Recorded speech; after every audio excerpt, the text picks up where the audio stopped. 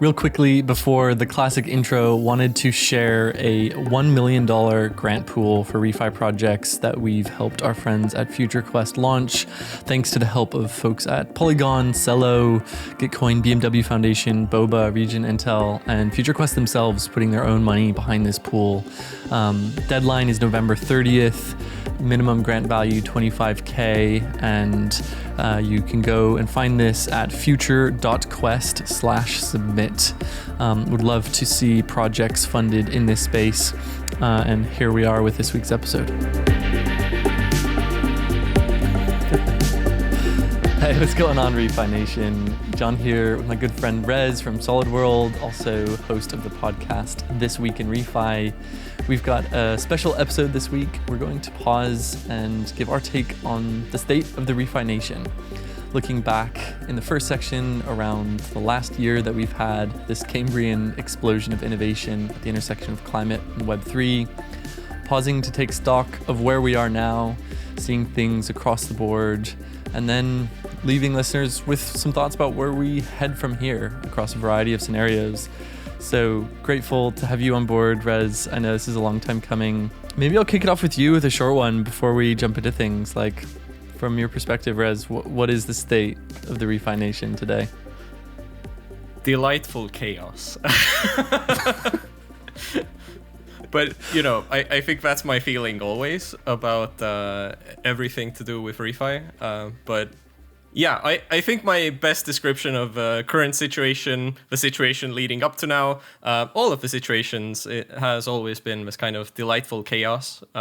We are working on a really complex, hard to tackle, hard to wrap your head around, very systemic set of problems.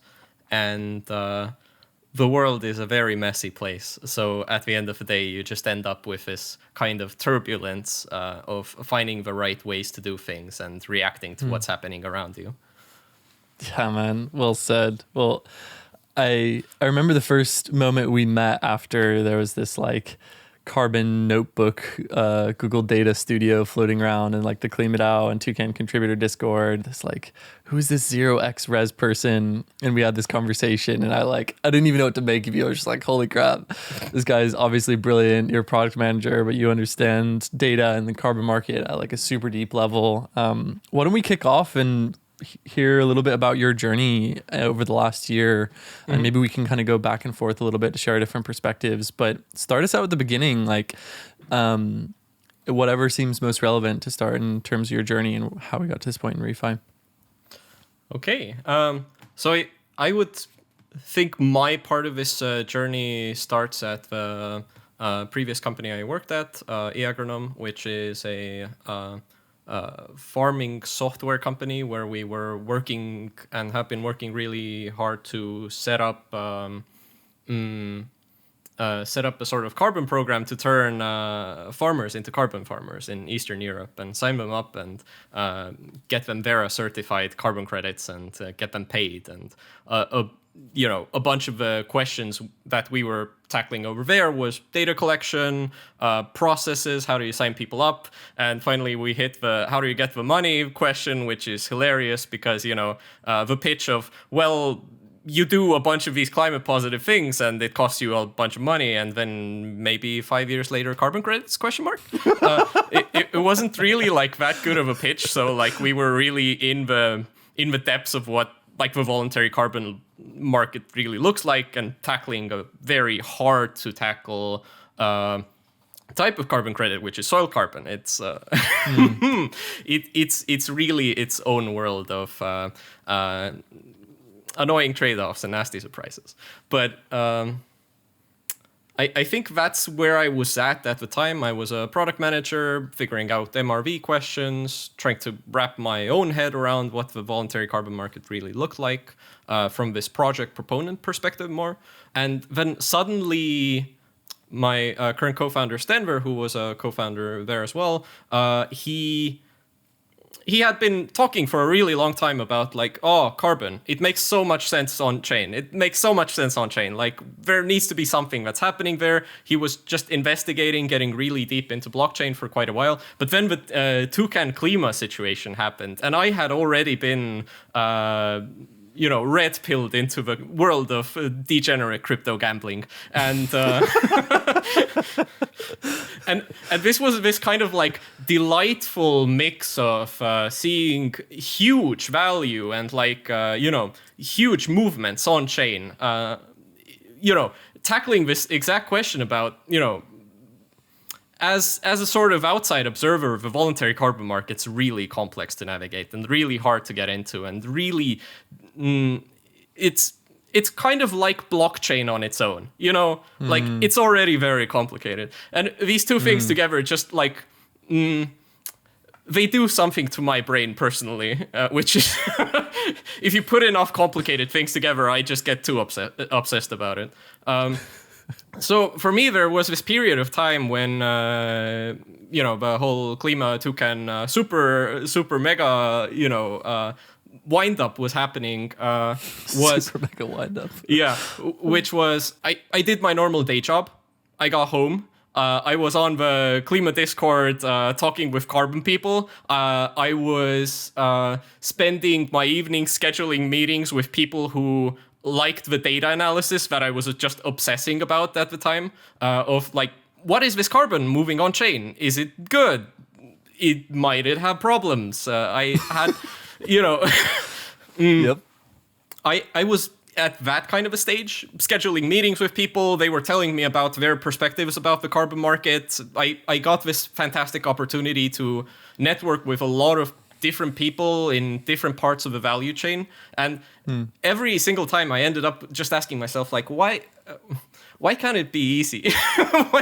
why are we like this? And I viewed the whole creation of carbon credits on chain as being like this incredibly cool thing, because especially with this attention and lead up and interest in it, I mean, already then I kind of felt like it's transformational in what it can do. And ever since then, I've just been trying to get down into the deepest trenches of complexity and unbundle that into bits and pieces that seem useful and combine them together and just kind of try to solve problems. That eventually led me into founding Solid World with my co-founder Stenver, where we're trying to leverage the very cool innovations we've made in DeFi to solve climate financing before we have the whole carbon credit things. Like, how does money flow into the pockets of project proponents so they can do the things that they are supposed to get credits for? Going back to that farmer and saying, you can do this regenerative action, we'll give you cash right now to do it, and then later we'll get credits, right? Yeah. That's effectively what you guys are saying, is bringing the money up front and knowing that asset issuance comes later and be able to manage the risk of those projects delivering what they're intending to deliver. Yeah. Which is so vital. And there's been so much interest in the forwards part of the market, and it sounds like you guys are on a great path to build something very focused and very useful that will unlock financing for hopefully millions of farmers around the world who, are basically at the behest of governments who aren't willing to give subsidies towards regenerative agriculture, but are handing out trillions of subsidies towards, fossil fuel driven agriculture that is destroying the planet. So anyway, back to you and your journey at Solid World. I guess we had this incredible journey of just seeing the monumental success of KlimaDAO and Toucan in parallel at the time, and I was very curious about how it felt to be in the middle of this, from just like your raw position or your raw experience of doing that, because you were also a part of Toucan. And you had this great outward-facing role there, which I think you got to see a lot of this enthusiasm and interest and curiosity and, also opportunity-seeking, but all of this, behavior around it in, this way that I think is very unique and very particular to, you. So I'd love for you to describe what was this experience from your perspective. Thanks, man. Yeah. It was interesting because I had just brought my second son into the world in August, and had begun building this list of climate crypto. I wrote it as climatecrypto.xyz. I was looking for a way to address climate change in a meaningful manner at scale. And I was really interested in DeFi as a kind of a lever for enacting that change. And I saw Cello and really resonated with the brand and the kind of story there and the economic alignment. Saw Regen and Norian, Moss, and a few others.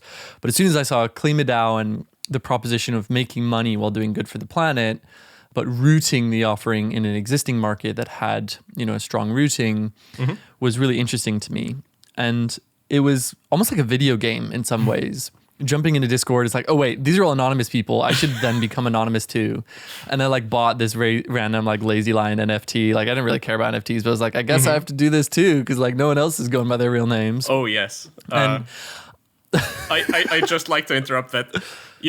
I think a lot of people back then just knew you as this JE person with lion avatar, and I was just Rez with this picture of a coyote with an infinity symbol above it, right? Yeah. I think we've come a long way. You're now John Ellison. I'm still Rez. For some reason, I just didn't want to throw away the brand, I think. Exactly. And so I was hanging around in the Discord trying to make sense. I didn't know anything about carbon. All the Klima guys knew I didn't know what I was talking about because I'd never really engaged in DeFi in any capacity. I was new to the space, but I was excited and curious. And so basically just said, okay, I'll build out this list. I'll make it more comprehensive and kind of see what happens. I participated in the LBP, so that was the Copper Fair launch. Ooh. I know that everybody participating thought the price was going to drop. And it went from whatever, it started at $15 to $134. And there was $21 million of, demand for this Klima token backed by a carbon credit. And I was surprised. I got really excited at that point, started telling some other friends about it. And frankly, I would have put a lot more money into the LBP, but my wife was like, absolutely not. There's no way. There's literally no way. I was like, I want to put 10K into this thing. She's like, no. The voice of reason has spoken. I know. No. I know. And so I got in a little, I got some stake in the game, started getting super stoked, and then ended up just becoming an evangelist for Klima. I was like, everybody get in on this thing. This is super cool. But the moment of launch in particular was a really distinct moment for me. I don't know. Were you there? Did you participate in the launch? Actually, no. I think I discovered Klima about 5 days into the launch, maybe a week into the launch. So Klima, as the protocol, already existed by the time I showed up and saw the 10 million % APR and was like, wow, that broke my brain. What's happening? Yeah, exactly. So I want to pause on the launch moment because I think it was especially powerful for me because there's all this pent up demand. There's a small team of handful of people who are doing all the work and everyone else around them just ready to go into this thing. And I remember somebody on Twitter being like, this thing's going to be a bloodbath. There's going to be bots sniping this pool, and there was all this kind of energy and tension. And the launch didn't go well. Somebody leaked a BCT pool with super low liquidity. Oh, I've heard about this. And the price went up to $3,000, $5,000 for a single ton of carbon. Crazy stuff. And then so it delayed it by a bunch of hours. I was tired. It was 1 a.m. my time. And I saw the price go from whatever it was in the LBP to immediately $1,500, $2,500. And I was just like, this is crazy. This is absolutely insane.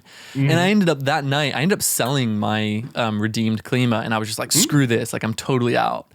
And then I ended up being like, wait, actually, no, I'm doing this from a mission perspective. I want to do good. So I'm going to buy back in. And my brain was not in the right position. So I ended up selling, buying back in at a higher price. And the euphoria.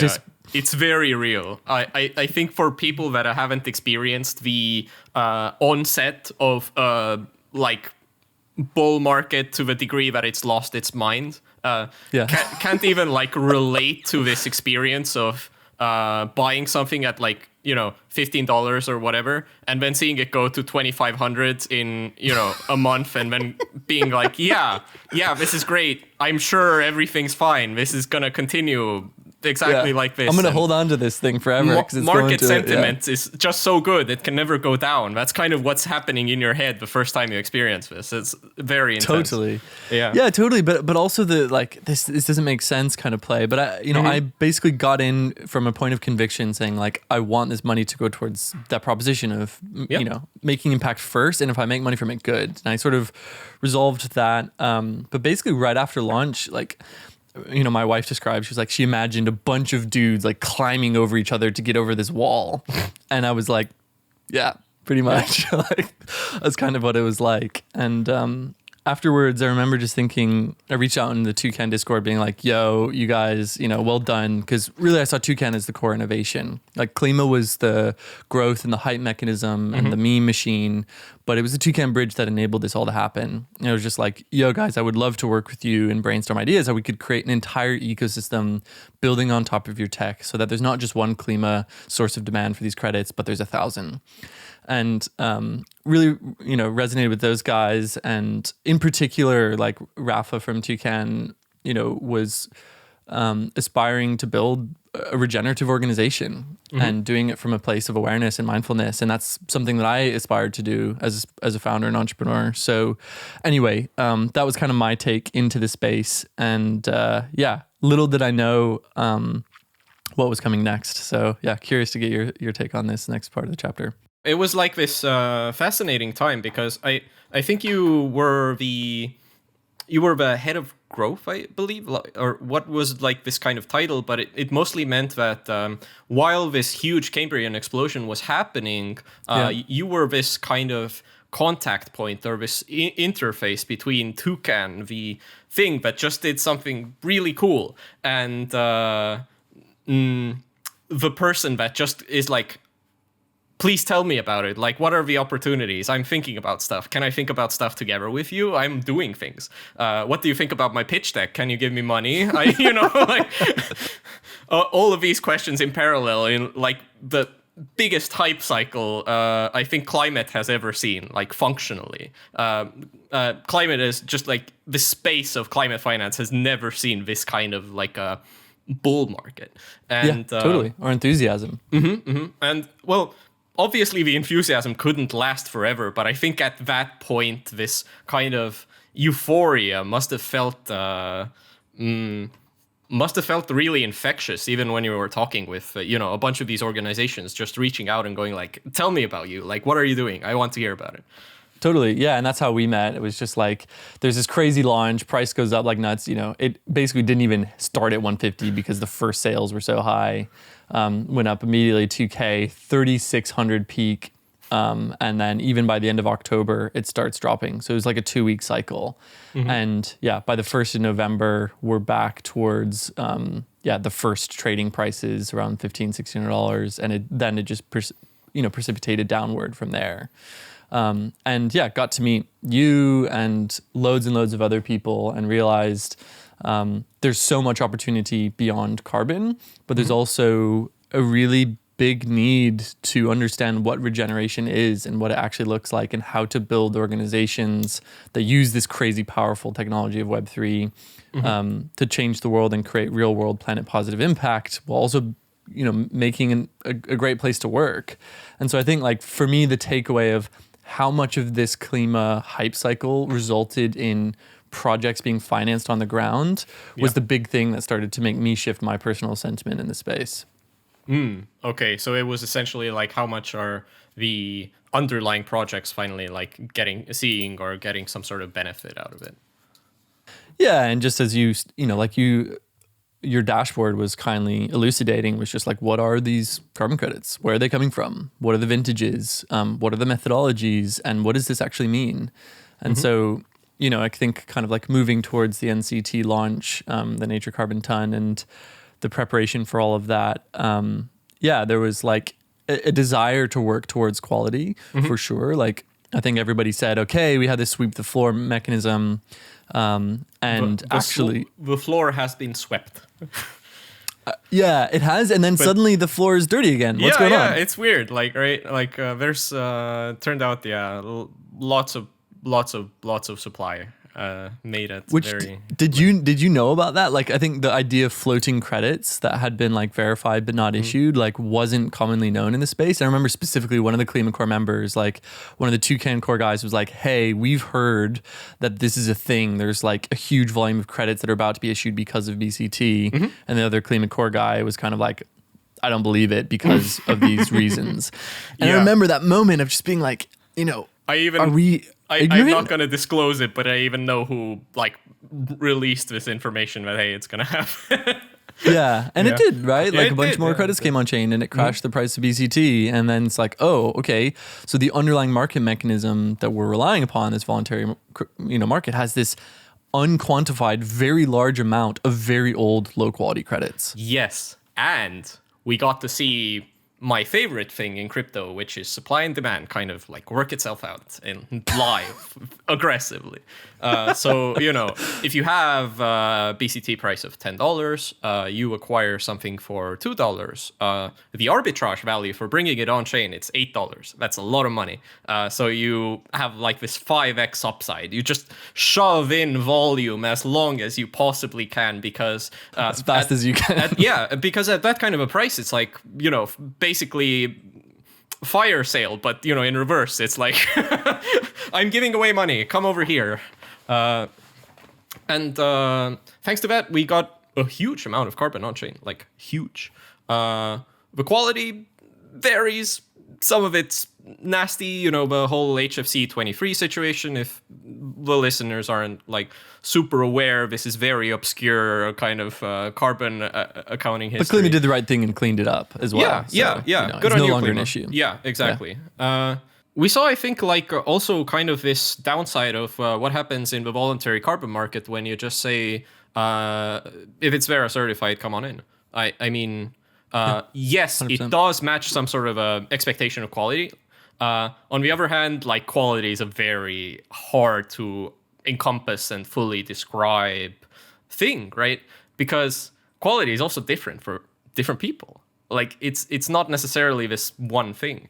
And what is really a carbon credit can even be up for debate. And even if Verra has put their stamp of approval on it, it doesn't necessarily mean everybody still accepts it as legitimate. So there's this sort of back and forth around that and like a huge discussion. And I think that's what ended up leading into a lot of the drama before the cataclysmic event of Verra deciding, nah, we're pausing everything. You can't tokenize anymore. Just please stop. That kind of ended, I think, the first Cambrian explosion of hype and euphoria around what blockchain can do for climate. Yeah, and I want to unpack a couple of things there, which is like you mentioned the bridging arbitrage of these people who understood the carbon credit market could source credits off chain and then use the Toucan bridge to bring them on chain, sell them at a pretty strong multiple, and then do whatever they want from there. Some of them bonded to Klima and had quick sales, did other things, but there were a small number of brokers who decided to do this and made a huge amount of money. And I think a lot of the rest of the market kind of stood back and said, like, we don't really know what this is. We don't want to participate. But the reality is, like, brokers made the money in that system. Not project developers and not landowners. Well, yeah. Also, having talked with a bunch of these organizations who were standing on the sidelines, the experience was that they wanted to participate.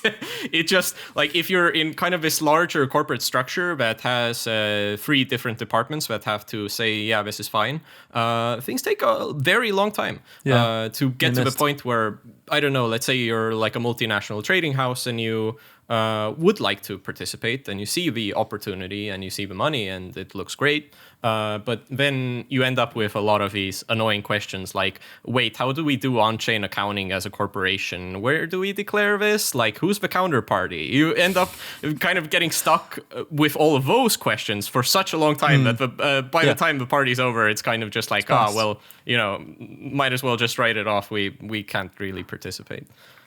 Totally. And so I think Verra made that first announcement in November, distancing themselves from the activity. Then they put a full stop and a ban in May. And, then there was the kind of broader macro sort of crypto meltdown of the Terra Luna dynamic. And it felt like there have been two layers of meltdowns going on here. And I'll be honest, as a person that, lives, breathes crypto and DeFi, the experience about like these meltdowns is it's this kind of unannounced holiday that you get like every couple of months, where everybody like in the community just gathers around and warms their hands around a garbage fire. Like that's kind of the experience. You get like a couple of days where nobody's even working anymore, just everybody posting on Twitter. That's that's kind of the experience, and it's this shared holiday of oh my god, what the hell is happening? I don't want to live anymore kind of experience. But it's repeated and it happens, and that's kind of and it's Twitter. It's really interesting, the kind of consciousness, the psychology of working in this space with this mega open, active, hyperactive town hall on Twitter. And so I think seeing the Elon acquisition in this time frame is also a really interesting dimension to play on. And so I think we saw just at a snapshot, maybe 24 venture-backed startups that came out of the first wave of the Cambrian explosion. Obviously, Flow Carbon raised the most to date, 72 million, led by A16Z, and hasn't launched yet, apparently, as a result of all of the uncertainty from the consultations. But we now have these two consultations, which seem to be coming towards an end. Both Gold Standard. Yeah, like the consultation periods are done. I wrote as in a lot. As in, like, the decisions they're likely to make. They must be arriving at decisions soon, right? They've done their consultation piece. And so, I don't know if you want to talk a little bit on that, where it's like Verra came out and said we're doing this, but seemed to take it at a slower pace. Gold Standard seemed to have a little bit of a deeper exploration and a bit of a faster pace. Like, what was your take on the consultations and kind of where we're at now in terms of both of those?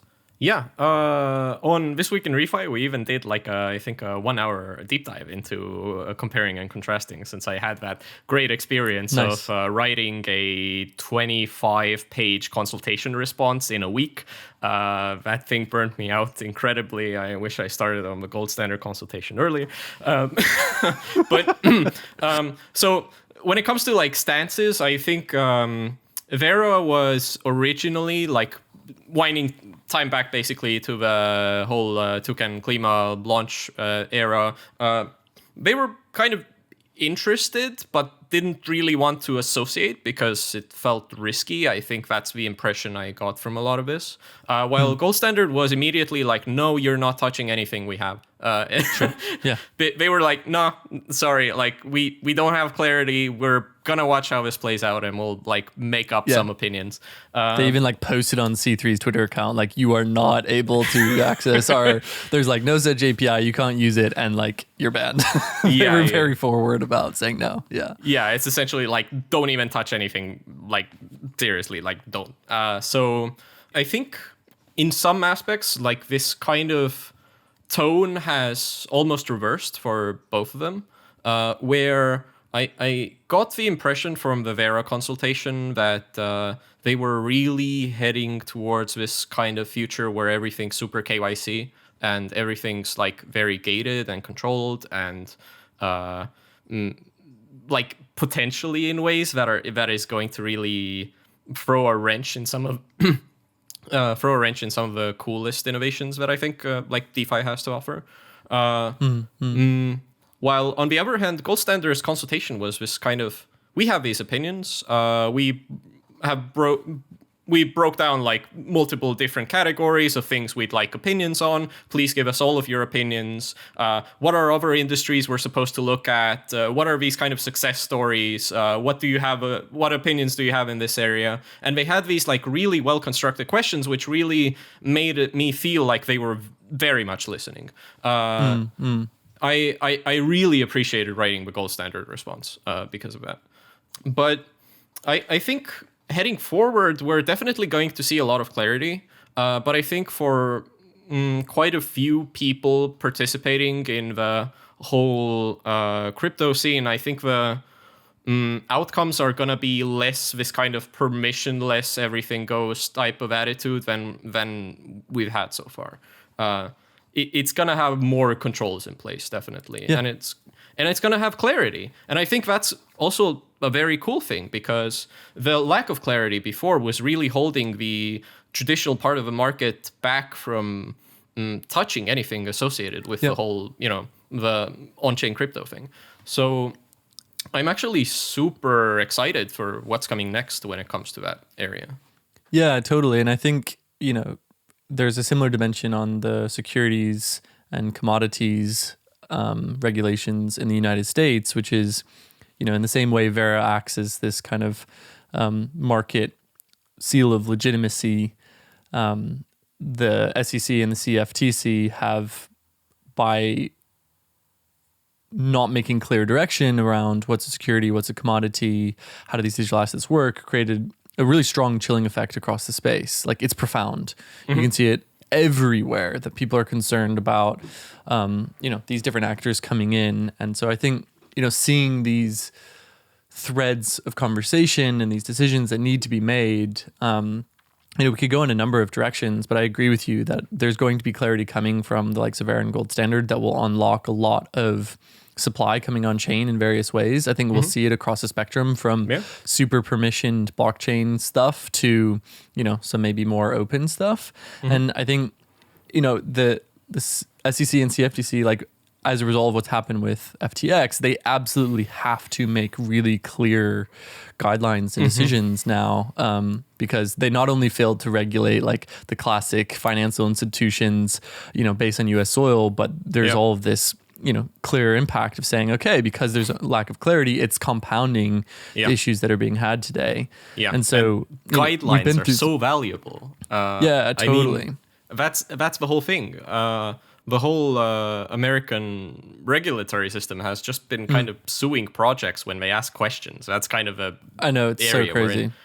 So the opinion seems to almost be like, in order to not be a security, like in the US, you need to somehow hire, before you even make the company or get any money to do anything, you kind of just need to hire, I'm assuming with your own money, like a very high caliber legal organization to put together a legal opinion, and then somehow get the, Securities Exchange Commission to listen to you and then go like, yeah, that wouldn't be a security. You can indeed raise money to do that. And like, I'm fascinated by the difference in also attitude, because in Europe we're also going to get regulations, and there's a bit more clarity, and we're coming down the pipe right now.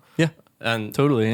I'm really excited for just more guidelines because constraints liberate creativity. Totally. Yeah, I mean, it's always this trade-off. You can be in this great unknown. And you can do whatever you want, but you also have no idea what's going to happen to you.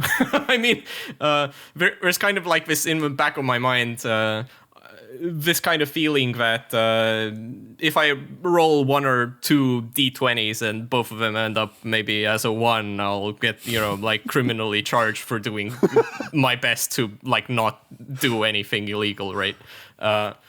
There is this kind of like background of I just want guidelines so I'd know what not to do. Like, that would be fantastic. 100%. Hook me up. Yeah. So maybe that transitions a little bit to the second part of our time together today, which is, an account of where we are now. So we've taken account of what's going on with Verra and Gold Standard, knowing the stuff around SEC and CFTC needing to create clear guidelines so that entrepreneurs in the space and investors in the space can act accordingly.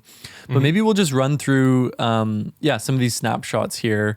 So let's do this rapid fire and do it quick, and we'll start with our own little niche world of the on-chain carbon space. Yeah, the folks over at KlimaDAO did a really good job making a website and like getting actual data flows and operationalizing a bunch of the stuff I was doing early.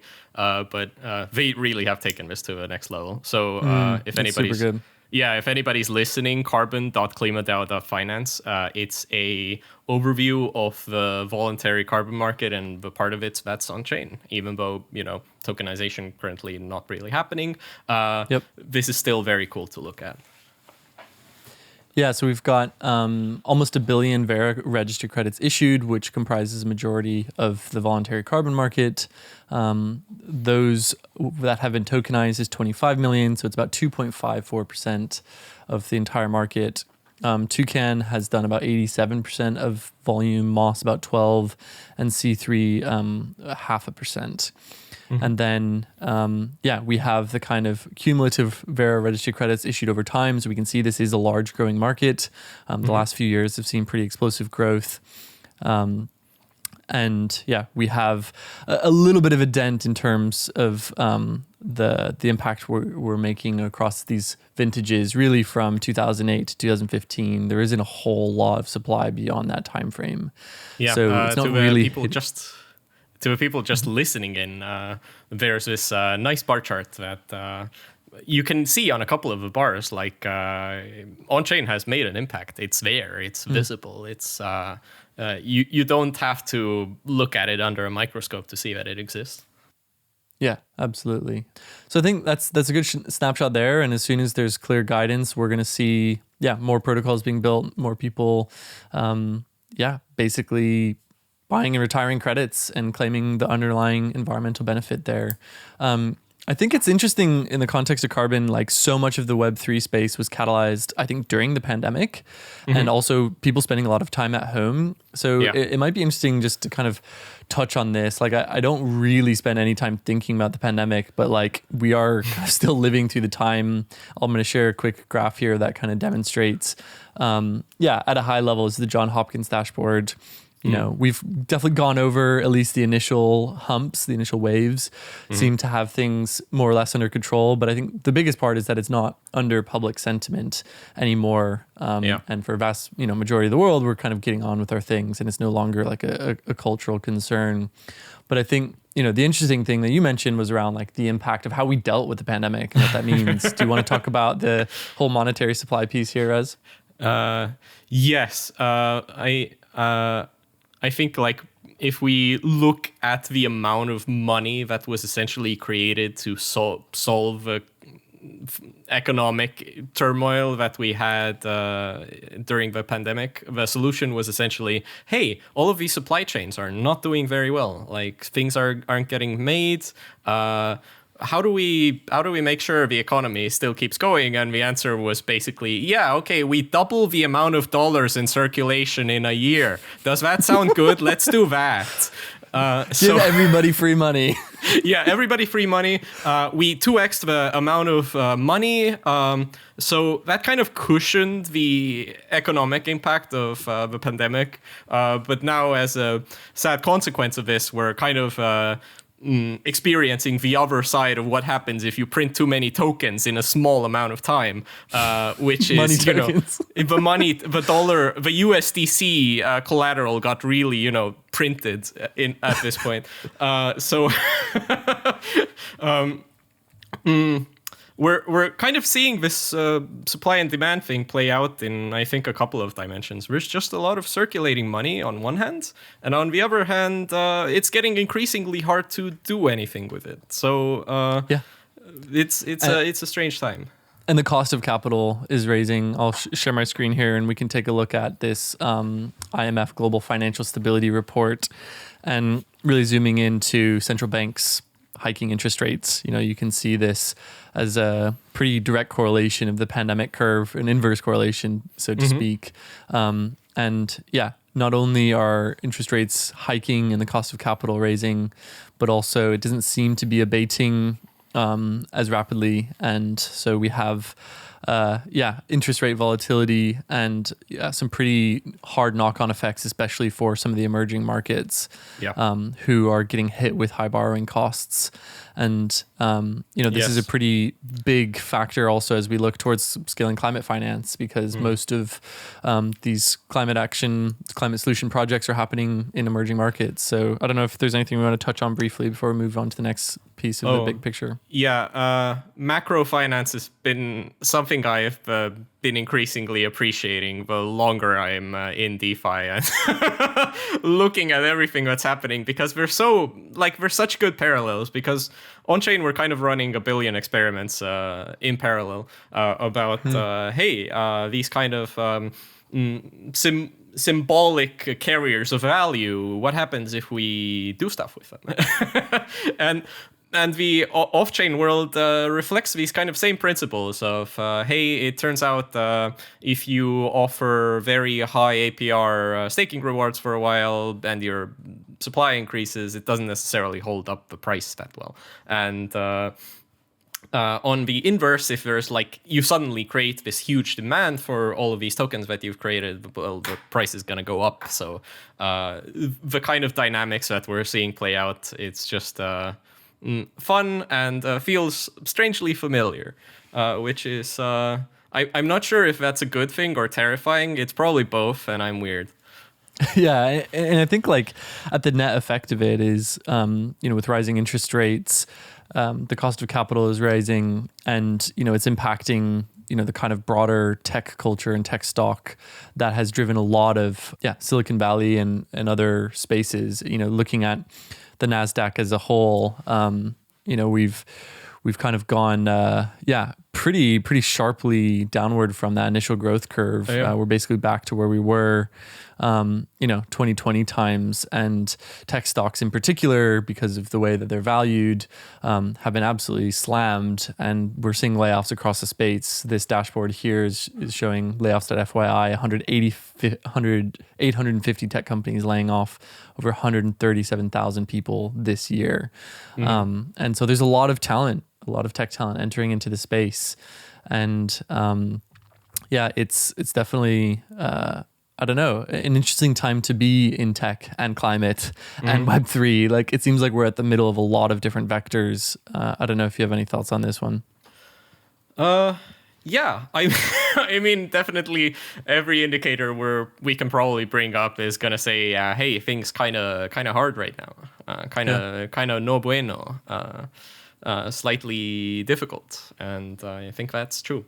But on the other hand, I always think back to this fact that a lot of the best, coolest, most interesting things end up being built in these kinds of markets where people have to be scrappy, and the people with money are asking a lot more questions, and they're trying to find the right places to put money. And I think the euphoria has its advantages and disadvantages. So when we have these sorts of Cambrian explosion style moments where on one hand there's such interest in doing all of the things, but at the same time there's more money than anybody knows what to do with, and it kind of just goes wow, everybody money.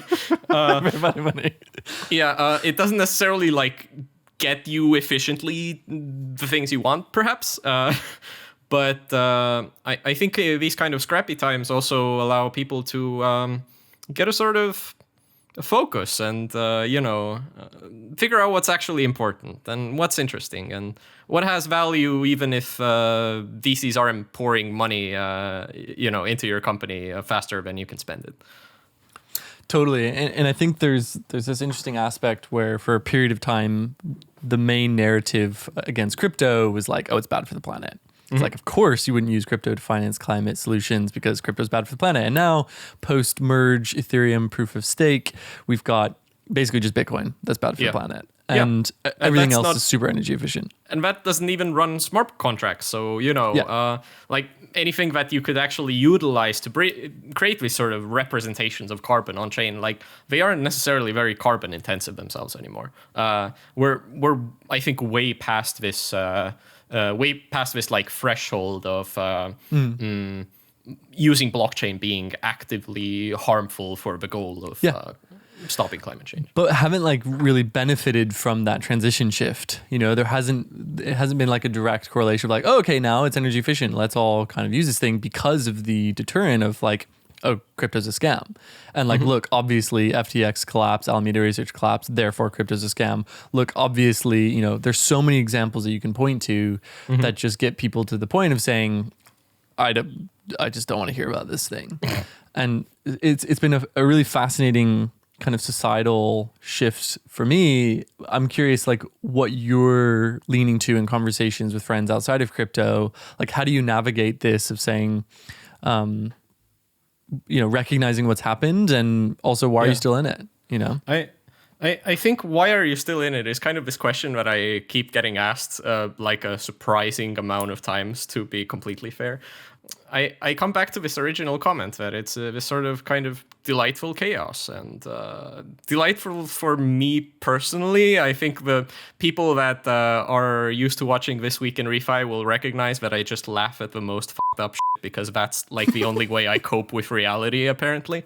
There is like value in chaos. It's just like not evenly distributed, and like I don't necessarily think a lot of the chaos is good. A lot of it isn't. But the opportunity to make things that are just completely out of the ordinary, I think that's appealing for a bunch of people, including me. The complexity-obsessed person that just like likes living inside details. And the way you describe things perhaps also changes. So when before you might be talking about like, oh, you know, you come over here and you do the staking, and the staking gives you the APR, and the APR is money. So Monex get all the, you know, raining money everywhere. And like, you know, I think we're heading into this area more where we're talking about, well, what is it actually? Like, what value does it create? Like, can you describe the whole process to me without ever saying blockchain? Is this like a challenge you can fill? And will the description of what you're doing actually make sense in like this kind of, I'm a normal everyday person, I don't know anything about crypto, like explain it to me that way, without saying the words Web3, blockchain, DeFi, transactions, ERC20. You know, if you can do that, and the kind of things you say make sense to the person listening to you, I think that's kind of the magic that you get when you're in a bear market. So in bull market, it's like, let's talk about if the token going up, like price, please, devs, do something. That's kind of the experience you have in a bull market. In this kind of a bear market, people talk about, you know, what are these mechanisms? Where does it actually create value? Is it sustainable? What is the advantage of using blockchain instead of all of the existing financial infrastructure we have, for example? Where does the added value come in? What does that look like? I think these are really important conversations, and it's a lot easier to have these kind of conversations when everybody isn't trying to figure out which coin is going to go up by 10,000% on Sunday. Yeah, and also I think, you know, rooting to the biggest problems that are affecting the most people and building protocols that are addressing sizable, meaningful markets.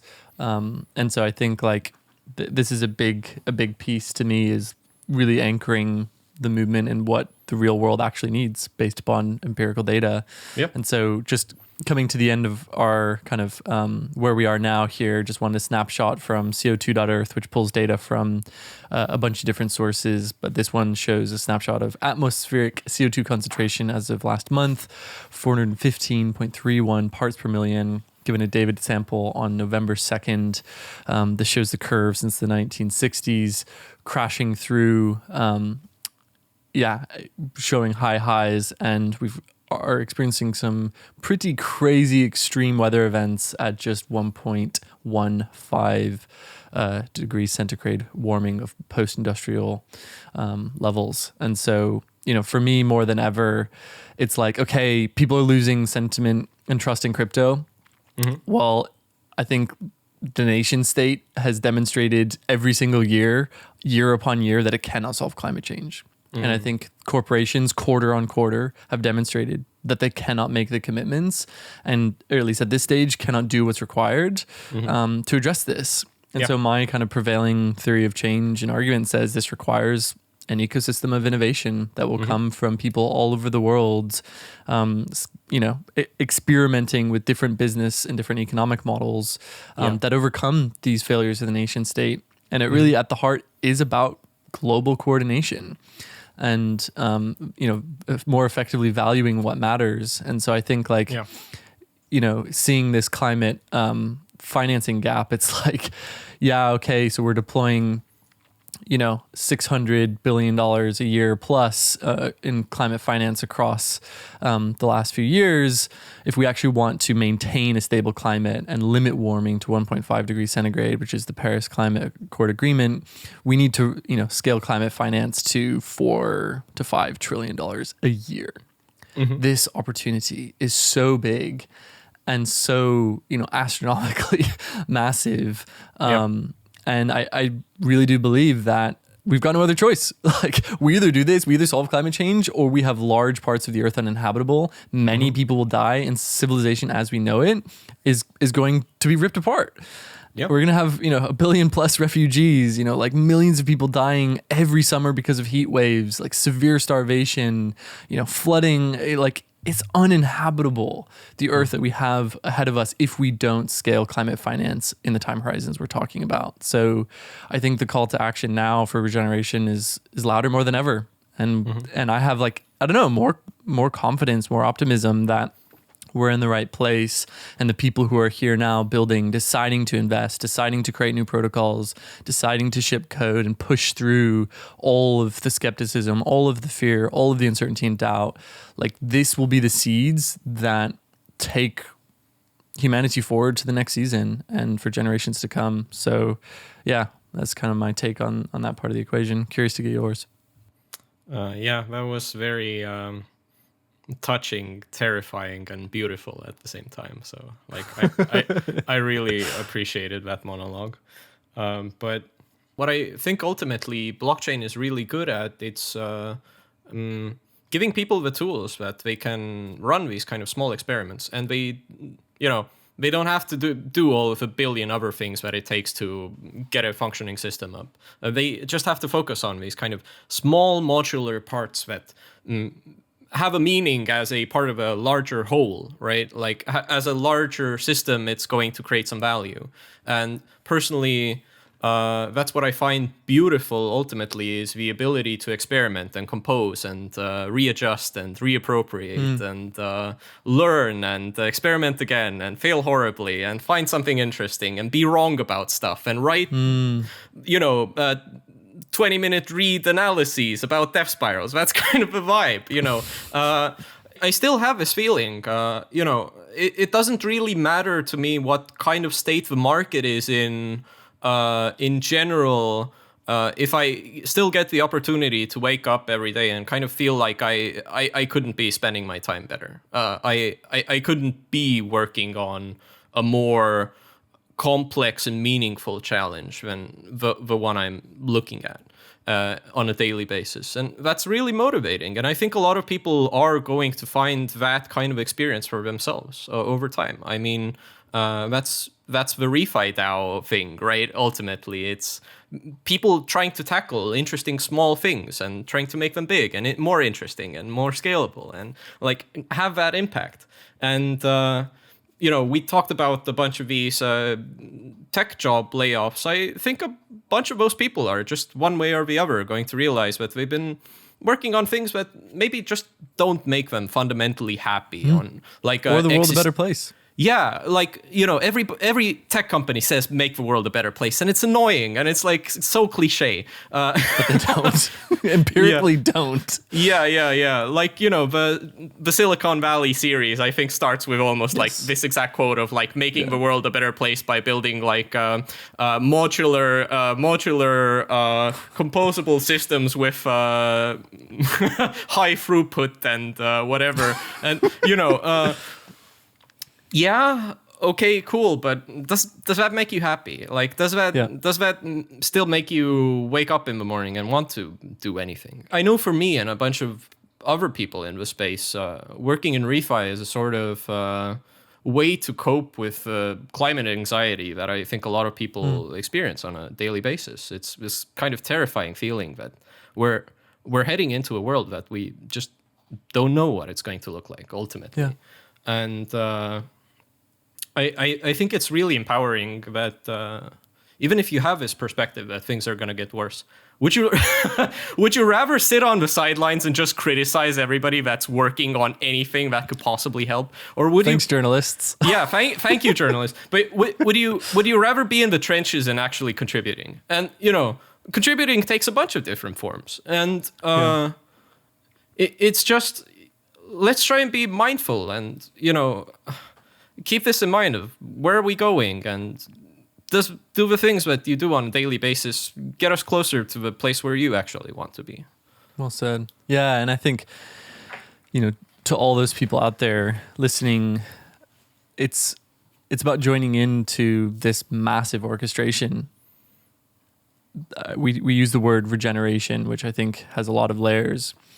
But, if you look at climate change as a problem, if you look at climate change as an opportunity, there are infinite places to get involved. There's so much need for talent, so much need for capital, so much need for attention. And I think I'm just excited to see more and more people wake up and realize that climate is the story that they want to anchor their lives upon, and that they're going to give everything they've got to make a contribution, as you've said, in a small but meaningful way, knowing that these small but meaningful contributions add up to a bigger whole. And so, whether they use Web3 tech or not, I'm not matter. I'm not so concerned. It fits for me and my culture, my theory, but exactly. Pick the tools that work for you, and actually do the job. And actually do the job. Yeah, and so, in the last 5-7 minutes here, Rez, where do we go from here? What is the next season for ReFi? I think it's gonna be delightful chaos. It's gonna be good times and bad times and hard times and struggles. It's gonna be a feeling of hopelessness.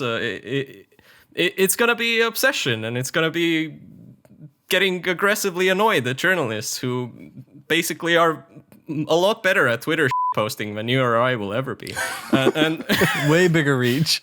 Way bigger reach, yeah. And I think the thing I would kind of just hope that's gonna happen is we're gonna make a lot of experiments. Not necessarily all of them are gonna be successful. That's how the world works. Some of them will make a huge impact. Some of them will actually instantiate a large systemic change. It'll make things better, hopefully, and not better for whoever's creating it financially. I more mean better in terms of not getting the worst outcomes that we could possibly have. The planet could not be on fire. That would be nice. I would like that. I would be a big fan of planet not on fire. I think the answer is just keep building and just keep trying to find the thing that's actually gonna make a dent, and keep going down that road until you do. And I don't think there's a lot of other options. Well said, man. And for all those people listening who are building, also super excited to reiterate the announcement that we've come along a bunch of different actors in the space, behind the folks at FutureQuest, who've launched $1 million grant pool for ReFi projects, minimum ticket $25K. And thanks to Polygon and Cello, and FutureQuest is putting their own money behind it. Amazing folks over there.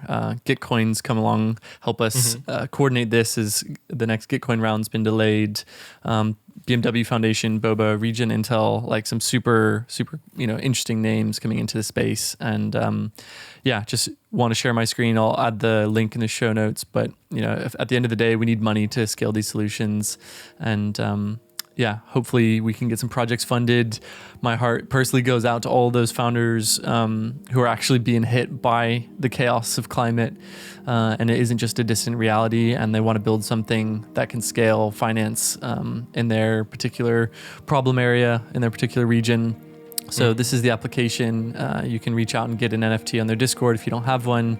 But hopefully this $1 million grant pool we've helped raise will make a small contribution to this incredible movement we've got. And Rez, it's been a real pleasure hanging out. It's super fun, long time coming, and looking forward to seeing what people think of the episode. Same. Very excited for it. I mean, awesome. I just love talking.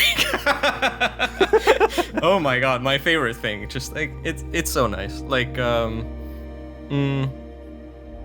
there's so much happening, and it feels so it feels cathartic to talk about these things, like you end with this this kind of feeling that, hey, I've gotten to bare my soul, and maybe that helps someone, and if it does, that's very good.